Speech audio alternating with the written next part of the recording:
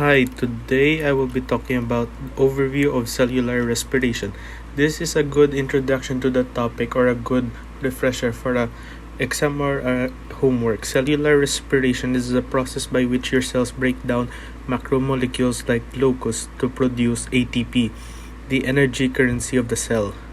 There are three main steps in cellular respiration: glycolysis, the Krebs or citric acid cycle, and electron transport chain, also known as oxidative phosphorylation.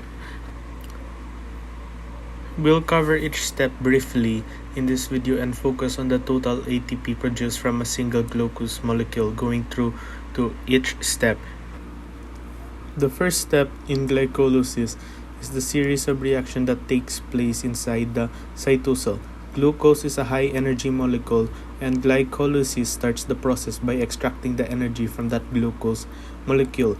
Glycolysis requires the input of glucose and 2 ATP molecules and puts out 4 ATP, 2 NDH molecules, and 2 pyruvate molecules. So the net ATP production of glycolysis is 2 ATP. The 2 NDH will come to play later. The 2 pyruvates then undergo oxidation to produce 2 acetyl-CoA molecules, also producing 2 more NDH. These 2 acetyl-CoAs goes into next steps, the Krebs cycle. The pyruvate oxidation and Krebs cycle both take place in the mitochondria. Each acetyl-CoA goes through a cycle separately and produce 3 NDH, 1 FDH2, and 1 ATP or GTP.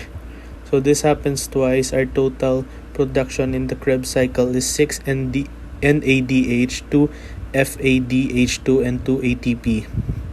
As stated earlier, the NADH and FADH2 will be used in the final step of cellular respiration, and this brings us to our final step, oxidative phosphorylation and the electron transport chains, or etc., which also takes place in the mitochondria. Without getting too complex, this step utilizes the NADH and FADH2 to create a concentration of hydrogen ions and electrochemical gradients on one side of the membrane. This sounds like a dam complicated that has a high compilation of water on one side. Our hydrogen ions are like the water.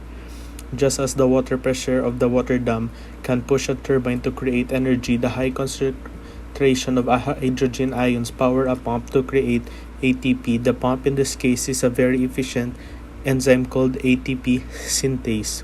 As we see here, we get 1 NADH equals to 2.5 ATP, FADH2 equals 1.5. Glucose molecules, 10 NADH, 2 from glycolysis, 2 from pyruvate oxidation, 6 from Krebs cycle equals to 25 ATP.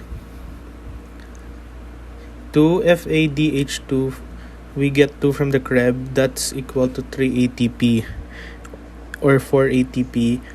2 from glycolysis, 2 from Krebs cycle. So total is 32 ATP. Theoretically, yield of 38 ATP. However, some actual yield is 30 to 32 ATP.